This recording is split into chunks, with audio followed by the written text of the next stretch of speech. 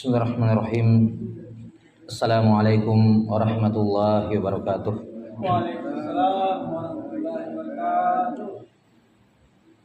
Alhamdulillahi rabbil alamin. Wa bihi nasta'inu ala umuri dunya waddin. Ashhadu an la ilaha illallah wahdahu la syarikalah, ilahul awwalin wal akhirin. Wa ashhadu anna Muhammadan abduhu wa rasuluhu al-mab'us rahmatan lil alamin. Allahumma salli wa sallim ala abdika wa rasulika sayyidina wa nabiyyina Muhammadin wa ala alihi wa sahbihi ajma'in.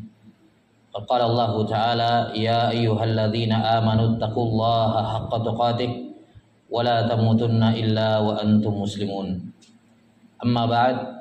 Alhamdulillah, segala pujian kita panjatkan kehadirat Allah Subhanahu wa taala Rabbul Alamin yang telah memberikan kepada kita kesehatan dan taufik yang dengannya kita kembali ke rumah Allah Subhanahu wa taala untuk menambah ketaatan kita kepada Allah, menambah pundi-pundi amalan kita sebelum berjumpa dengan Allah Subhanahu wa taala. Karena sungguh tidak ada kesyukuran yang lebih besar kepada Allah Ta'ala atas semua anugerah yang Dia berikan selain dari menggunakan nikmat yang Dia berikan tersebut untuk taat kepadanya. Dan inilah hakikat dari kesyukuran ya kepada Allah Subhanahu wa taala, yakni menggunakan semua nikmat yang Allah berikan kepada kita sampai saat ini untuk senantiasa taat kepada Allah Ta'ala. Jemaah sekalian dirahmati oleh Allah Subhanahu wa taala, alhamdulillah kembali kita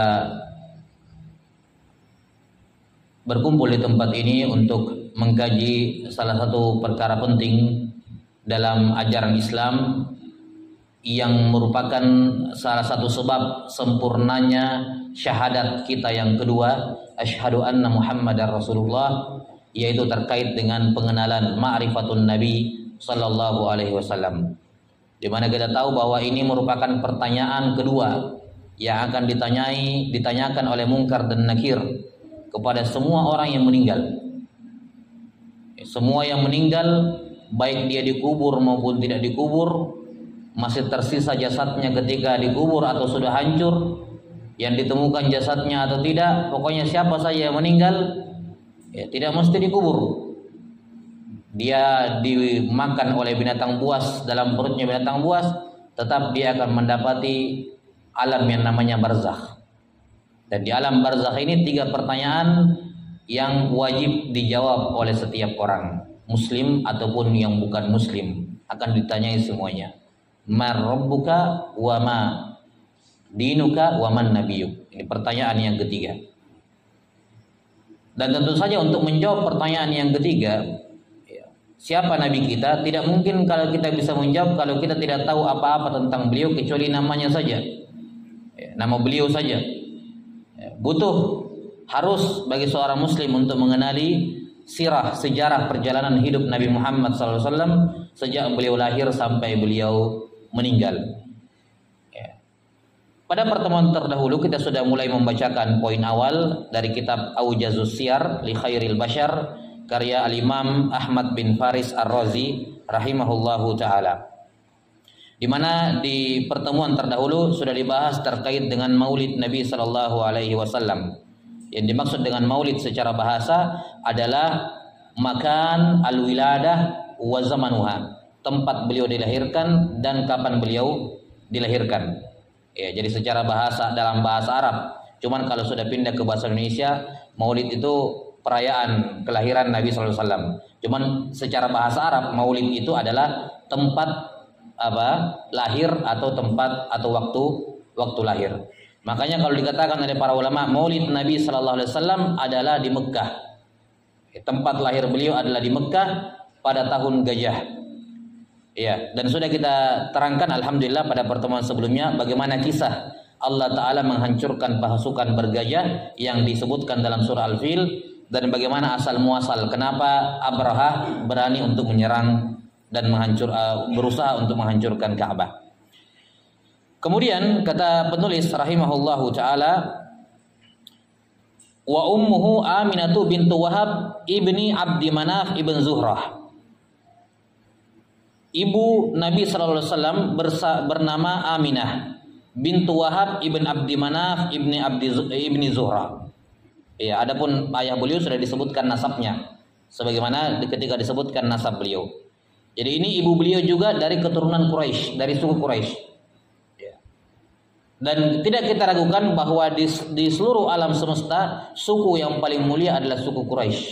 Berdasarkan sabda dari Nabi sallallahu alaihi wasallam, "Wastafani min Quraisy." Allah Taala memilih saya dari Quraisy. Betul, dalam Islam nasab suku tidak ada artinya kalau tidak punya amalan.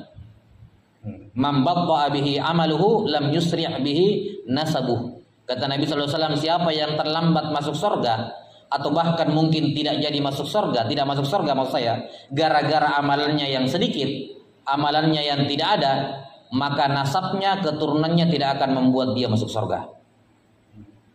Maka seorang tidak bisa mengandalkan nasab.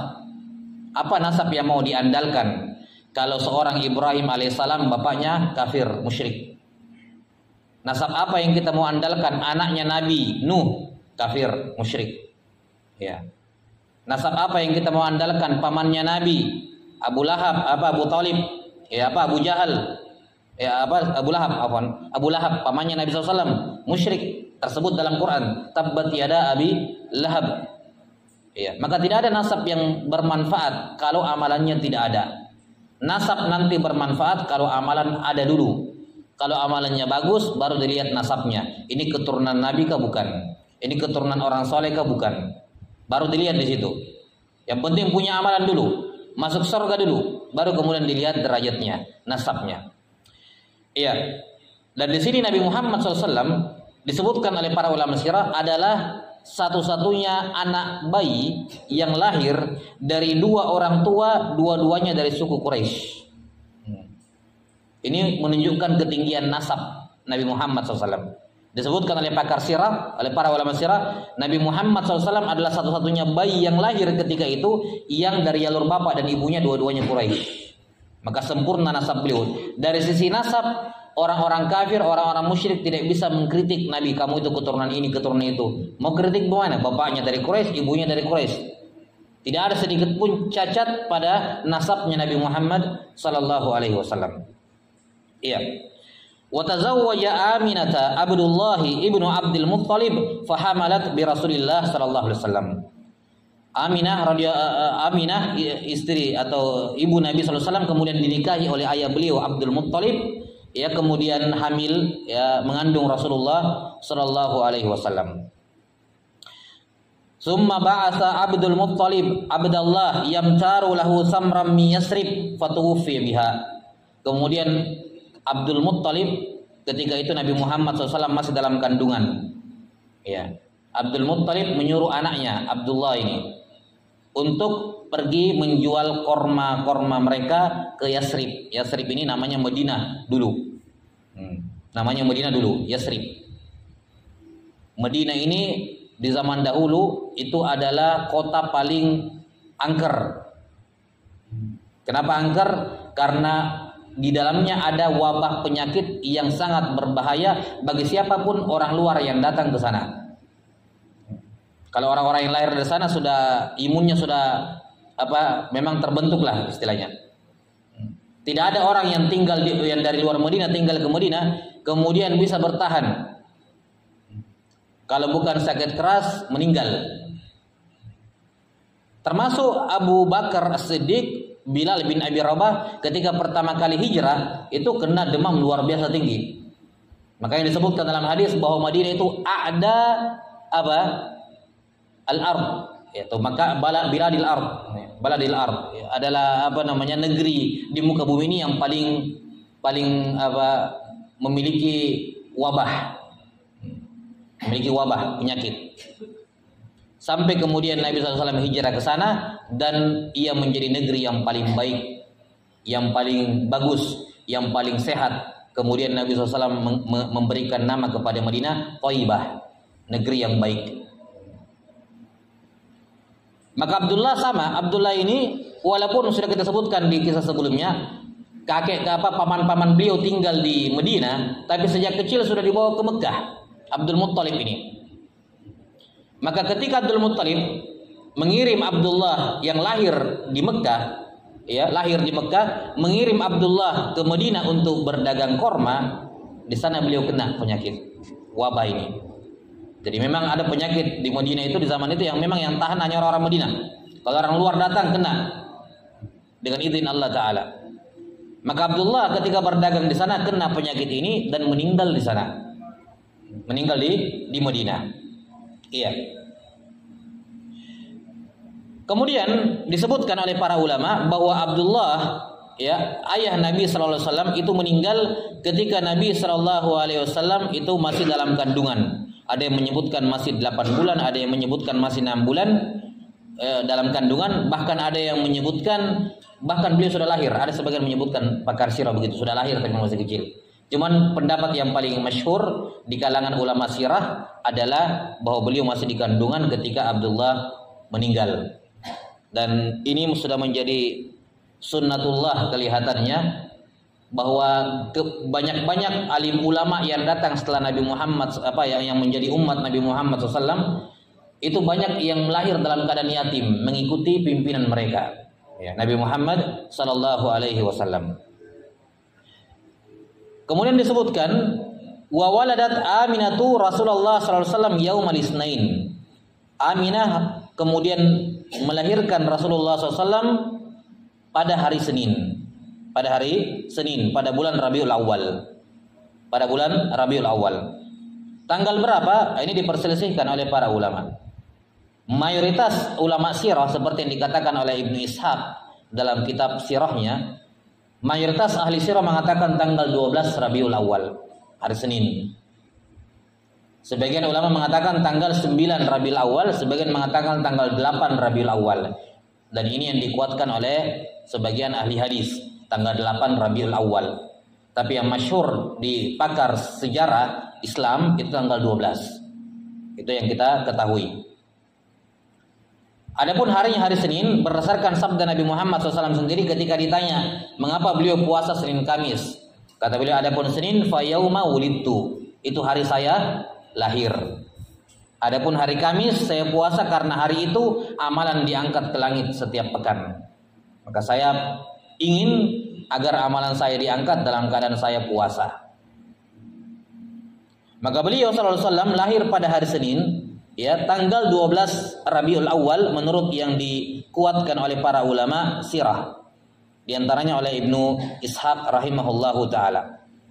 Wa kana fi hajri jaddihi Abdul Muttalib. Ketika itu Aminah tinggal di rumah Abdul Muttalib, kakeknya Nabi sallallahu alaihi wasallam, mertua beliau, dan beliau lahir di sana. Nah, setelah Nabi Muhammad SAW lahir, qadarullah Aminah kekurangan ASI. Ini menurut satu versi, ASInya tidak keluar gitu. Dan menurut versi yang lain, memang sengaja diminta disewa perempuan-perempuan untuk menyusui. Menyusui. Karena di zaman dahulu itu orang-orang Arab sudah menjadi kebiasaan mereka kalau bayi mereka lahir itu enggak dipelihara di Mekah, di kota Mekahnya. Kenapa? Karena Mekah ketika itu jadi salah satu poros perdagangan, kan begitu. Orang Yaman dari selatan ke Syam ke utara lewat Mekah, demikian pula sebaliknya. Sehingga sudah ada campur baur dengan orang luar. Nah, dikhawatirkan anak-anak sakit atau yang semacamnya. Maka kebiasaan perempuan-perempuan Quraisy itu kalau bayi mereka lahir dibawa oleh para perempuan-perempuan yang memang kerjaannya, profesinya tukang menyusui ke pedalaman kota Mekah supaya istilahnya udaranya masih bagus, kemudian pertumbuhannya tidak terganggu dengan berbaurnya dengan orang-orang luar dan seterusnya. Nah, ada satu kampung namanya Bani Sa'ad. Bani Sa'ad ini dikenal tempatnya pekerjaan perempuan di Bani Sa'ad itu kerjanya memang menyusui. Jadi sekali dalam setahun biasanya perempuan-perempuan dari Bani Sa'ad bersama pasangan mereka itu datang ke Mekah. untuk mengadopsi dalam tanda kutip gitu ya, mencari siapa bayi-bayi yang akan disusui. Nah, ketika lahirnya Nabi SAW itu bertepatan dengan datangnya ini, keluarga-keluarga dari Bani Sa'ad yang memang pekerjaan mereka menyusui, dibayar untuk itu. Ya, dan ini salah satu profesi yang masyhur di bangsa Arab. Nah, ada salah satu keluarga ya yang istrinya namanya Halimah, yang kita kenal dengan Halimah As-Sa'diyah. Sa'diyah itu nisbat kepada Banu Sa'ad, ya, satu kampung di sana. Jadi ketika mereka berangkat ke Mekah, ini keluarganya Halimah dalam keadaan kekurangan. Onta mereka kurus, ya, onta mereka kurus, tidak ada susunya, tidak dikasih makan yang cukup. Kemudian tanaman-tanaman mereka juga tidak ada yang tidak maksimal hasilnya lah. Nah, ketika tiba saatnya ke Mekah, rombongan perempuan-perempuan ini dengan suami mereka kemudian berlomba-lomba menuju ke Mekah. Ya, cepat-cepatan siapa yang duluan sampai ke Mekah. Tujuannya apa? Dapatkan anak-anak orang kaya supaya upahnya itu besar. Nah, siapa yang duluan sampai, cari mana anak orang kaya yang mau disusui, langsung ke sana ditawarkan, dibawa pergi sudah. Bayarannya besar. Maka semua berlomba-lomba. Yang paling terlambat Halimah dengan suaminya ini. Karena ontanya kurus, tidak kuat jalan, terlambat dia. Sampai kemudian teman-temannya sudah pulang kembali ke kampungnya dengan membawa bayi masing-masing. Sudah bawa bayi masing-masing, bayi orang-orang kaya, orang mampu. Halimah baru sampai. Halimah baru sampai ke Mekah. Cari-cari siapa bayi yang belum ini, sudah terambil semuanya. Ada satu bayi katanya belum, tapi dia anak yatim. Nah, mereka tidak mau anak yatim. Kenapa? Tidak ada bapaknya. Tidak ada yang siapa mau bayar gitu. Kalaupun ada bayaran sedikit, siapa yang mau menyusui anak yatim? Akhirnya Halimah mau tidak mau mengambil karena ya, namanya profesi ya. Namanya profesi kalau pulang tidak bawa bayi itu apa istilahnya orang kalau dinyinyir gitu. Apaan pulang dari Mekah pulang-pulang nggak bawa bayi gitu. Padahal itu pekerjaan mereka. Maka akhirnya Halimah kemudian apa? Ya, mengambil Nabi SAW untuk disusui. Nah, sejak berpindah ke Halimah, ya, maka Halimah mendapatkan kejadian berkah yang luar biasa dari Allah Subhanahu wa taala. Ya, disebutkan di sini fastarda'ahu imra'atum min bani Sa'ad ibni Bakar yuqalu laha Halimatu bintu Abi Dhu'aib As-Sa'di. Kemudian Nabi sallallahu alaihi wasallam disusui oleh perempuan dari Bani Sa'ad ibnu Bakar yang bernama Halimah bintu Abi Dhu'aib As-Sa'di.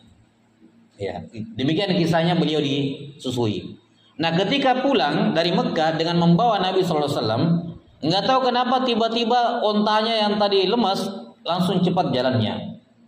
Sampai bisa mengejar teman-temannya yang sudah duluan dari tadi. Sampai perempuannya, teman-temannya heran, "Wahai Halimah, itu onta yang kamu naik sekarang onta yang kamu pakai pergi tadi. Kenapa sekarang kuat sekali larinya? Sebelumnya terlambat kan begitu? Kenapa sekarang kuat sekali?" Nah, dan tentu saja Halimah mengambil Nabi Muhammad SAW bukan sekedar terpaksa atau karena khawatir dijinyir sama orang-orang, tapi beliau mengatakan kepada suaminya pun awalnya keberatan mengambil anak yatim untuk disusui. Sampai kemudian Halimah meyakinkan suaminya, mengatakan, insya Allah ini baik gitu.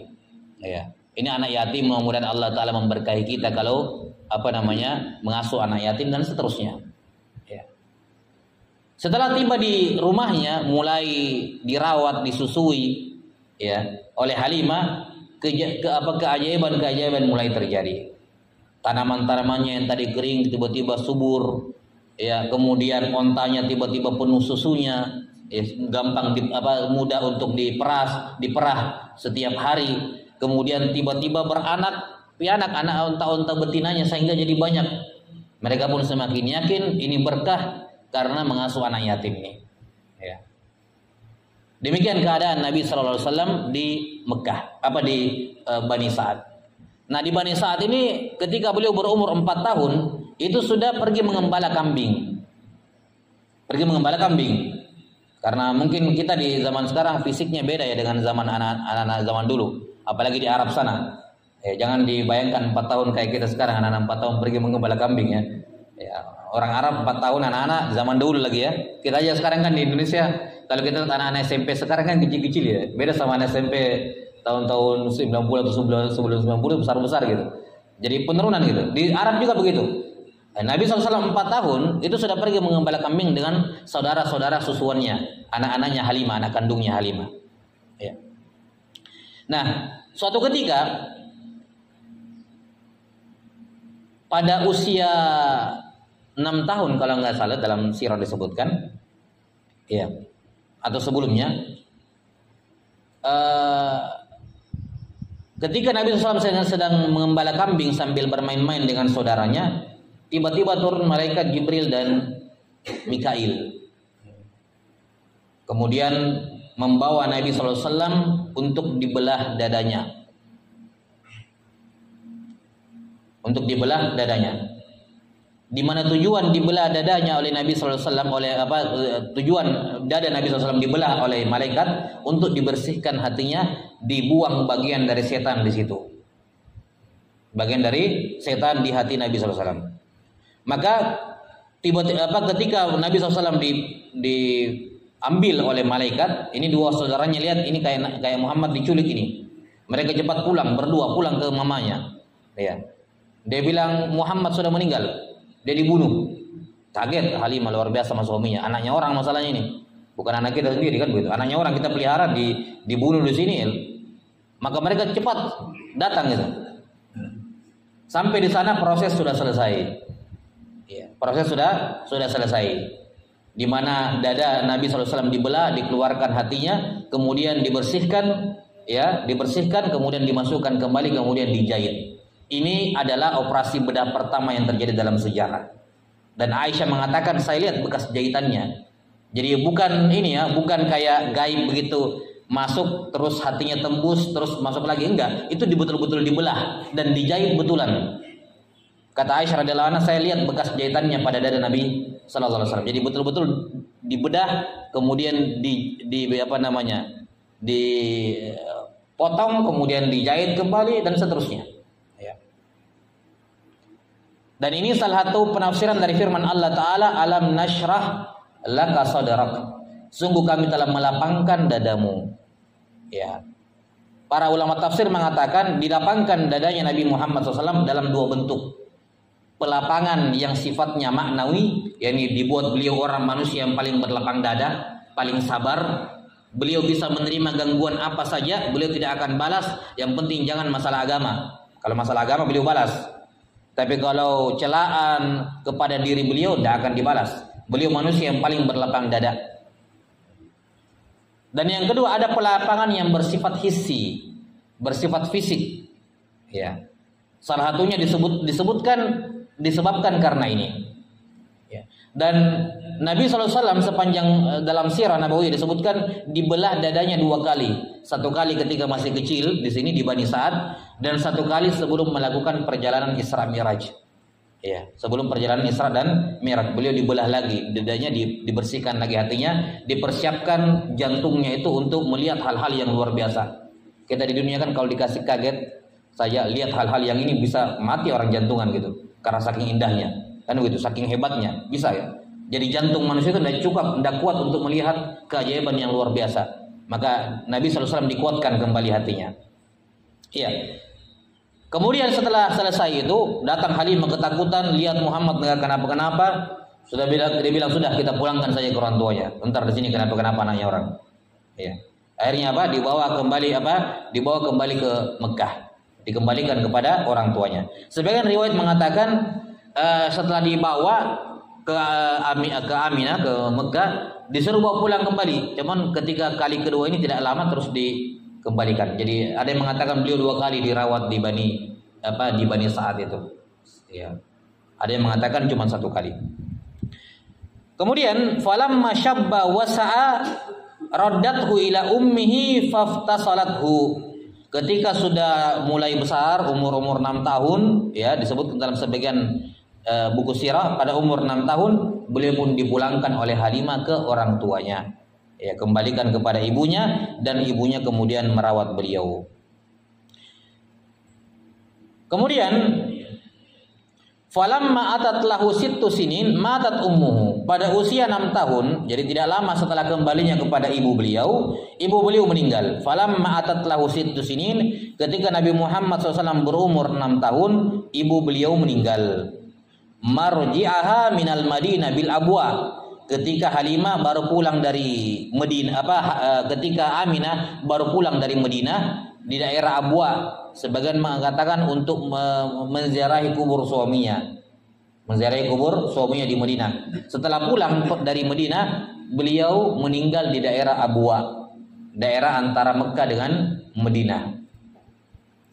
Fayatama fi hijri jaddihi Abdul Muttalib. Maka Nabi Muhammad SAW pun hidup dalam keadaan sudah yatim piatu, diasuh oleh kakek beliau Abdul Muttalib. Iya.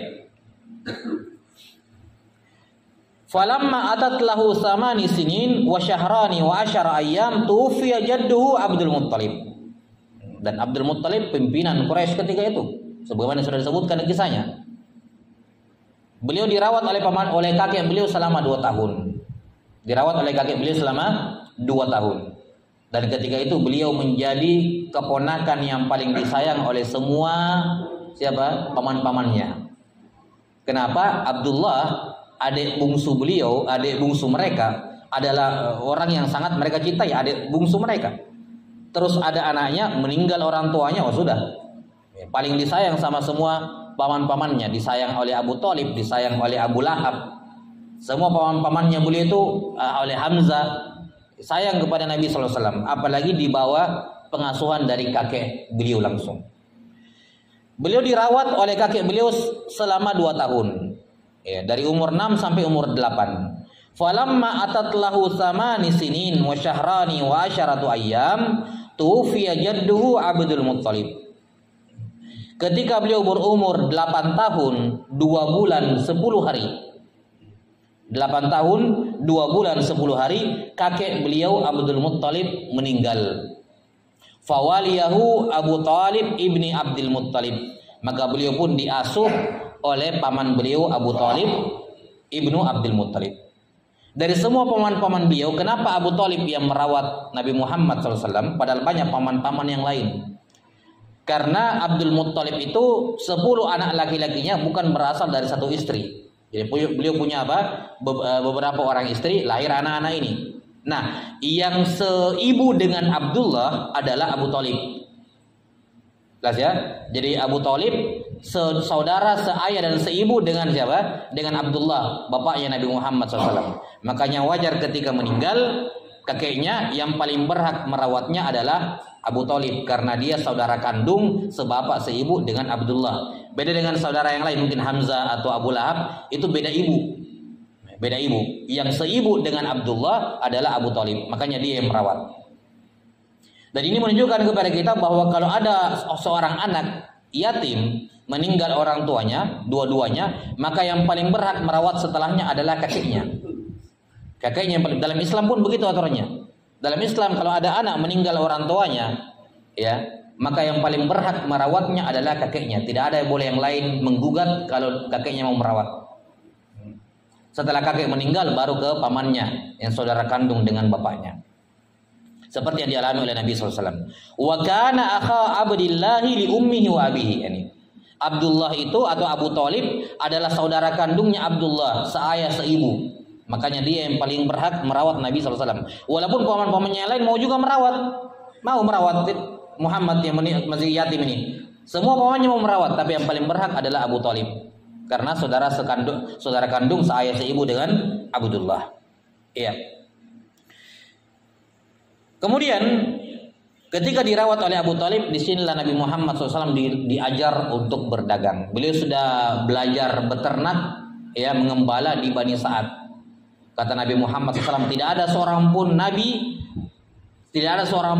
yang Allah utus kecuali dia pengembala kambing. Ya. Tidak ada seorang pun nabi yang pernah diutus oleh Allah kecuali dia seorang pengembala kambing. Maka sahabat bertanya, "Ya Rasulullah, Anda juga mengembala kambing?" Dia bilang, "Iya, saya pernah mengembala kambing di Bani Sa'ad ketika saya masih kecil." Ya. Jadi semua nabi dan rasul sebelumnya pernah mengembalakan kambing. Beliau sudah belajar mengembala, beternak di Bani Sa'ad. Ketika dirawat oleh Abu Thalib, beliau diajar berdagang. Falamma atat lahu 12 sanatan wa syahrani wa 10 ayyam irtahala bihi Abu Thalibin tajara qibala Syam. Ketika beliau sudah berumur 12 tahun, 2 bulan, 10 hari. 12 tahun, 2 bulan, 10 hari, Abu Thalib membawa Muhammad kecil ini sallallahu alaihi wasallam untuk berdagang, ikut berdagang ke Syam, ke utara dari Mekah. Iya. Fanazala Taima, kemudian di tengah jalan singgah di daerah yang namanya Taima. Farwahu habrum min Yahudi Taima. Kemudian ada seorang rahib pendeta dari pendeta Yahudi di daerah Taima melihat Nabi sallallahu alaihi wasallam. Yuqalu lahu Buhairan ar-rahib, yang bernama Buhaira. Dia seorang pendeta Yahudi. Namanya Buhaira. Iya. Faqala li Abi Thalib, maka dia perhatikan dari tadi disebutkan dalam sirah, ini anak tidaklah dia melewati pohon kecuali pohon itu mengucapkan salam kepadanya. Dilihat, ini bukan anak biasa ini. Maka ketika ketemu dengan Abu Thalib ditanya, man hadzal gulamu ma'ak? Siapa ini anak yang kamu temani, yang kamu bawa ini? Kata Abdullah, hadza ibnu akhi, ini keponakanku.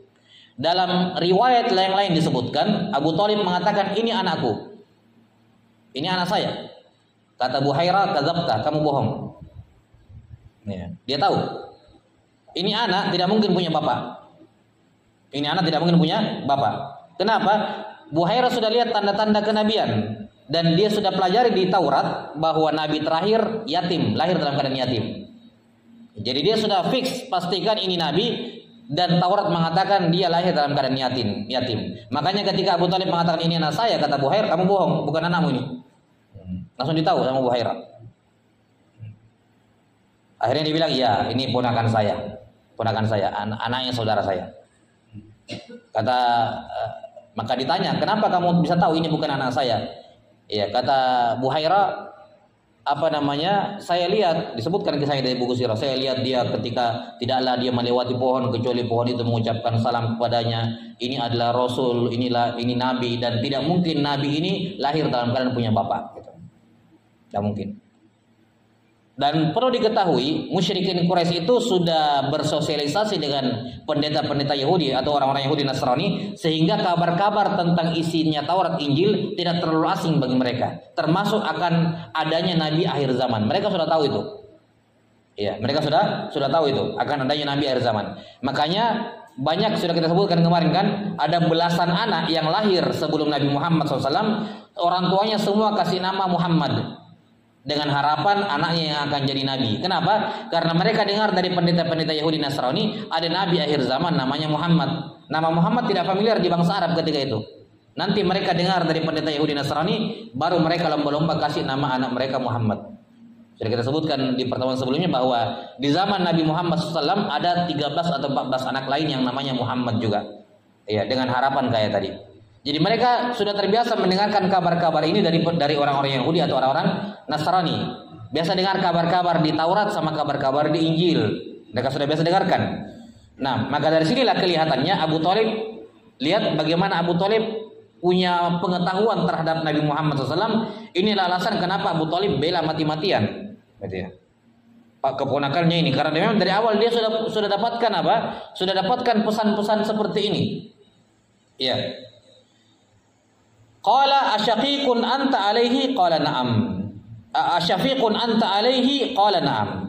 Maka ketika Abu Thalib mengatakan ini keponakan saya, ya, ini keponakan saya, maka Buhaira bertanya, kamu sayang enggak sama dia?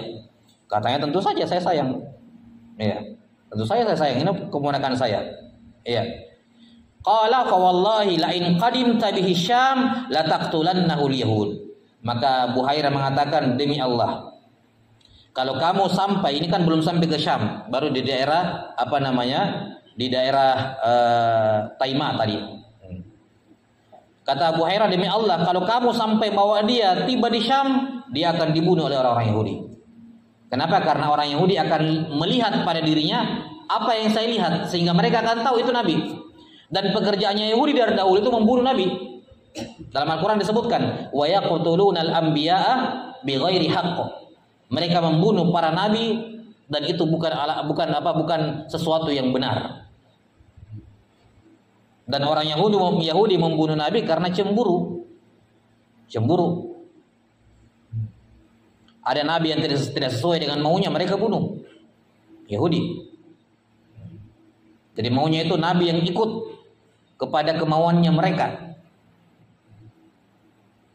Bukan umat yang ikut kepada nabi. Kan begitu. Dan ini juga hal yang harus kita perhatikan. Bagi kaum muslimin, pengganti nabi kita adalah para alim ulama. Dimanapun, apapun latar belakangnya, selama dia orang yang berilmu, mereka adalah pengganti para nabi kita. Ya. Maka kita mengikut, mencontoh, mendengarkan ucapan mereka, bukan sebaliknya kita yang mengatur-ngatur mereka. Bukan kita yang maunya saya ustadz itu materi sesuai dengan yang kita maui, gitu. Sesuai dengan yang kita lakukan di tempat ini. Ya, materinya harus melegalkan perbuatan kita, walaupun dalam Islam mungkin salah gitu. Enggak. Maka Yahudi kerjaannya begitu. Maka dia mengatakan, Buhairah mengatakan, kalau kamu sampai bawa ini tiba di Syam, anak ini, dia akan dibunuh oleh orang Yahudi. Fa innahu aduwwuhum. Karena Nabi ini, anak ponakanmu ini adalah musuhnya mereka, musuhnya Yahudi. Musuhnya Yahudi. Maka mendengarkan hal itu, faraja'a ila Makkah. Abu Thalib tidak jadi sampai ke Syam berdagang, cuma sampai di Taimah, pulang kembali ke Mekah bawa Nabi Muhammad SAW. Wa syabba Rasulullah sallallahu alaihi wasallam, sampai kemudian dirawat oleh Abu Thalib sampai menjadi seorang pemuda. Ya. Ini perjalanan secara singkat kehidupan Nabi SAW sejak dari beliau lahir sampai beliau menjadi seorang syabab, menjadi seorang pemuda. Ya, wallahu alam bisawab. Selanjutnya, falamma atat alaihi 25 syahran 20 sanatan wa syahrani wa 10 ayyam khataba ila Khadijah nafsaha. Ketika beliau berumur 25 tahun 2 bulan 10 hari, beliau kemudian melamar Khadijah. Kita tahu kisahnya sebelum ini tentu saja. Jadi Nabi SAW belajar berdagang dari pamannya Abu Thalib sampai menjadi seorang pedagang yang handal.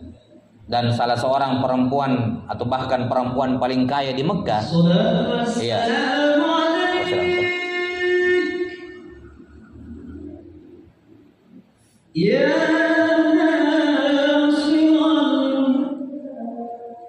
Iya.